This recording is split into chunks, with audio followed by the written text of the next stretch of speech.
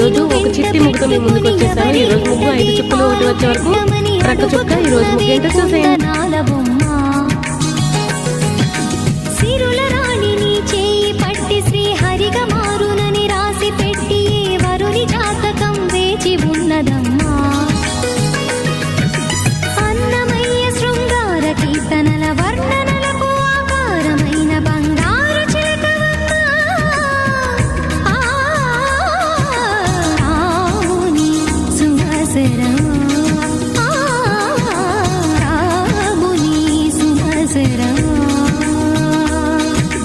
చినుకు తడికి చిగురు తొడుగు పువ్వమ్మా,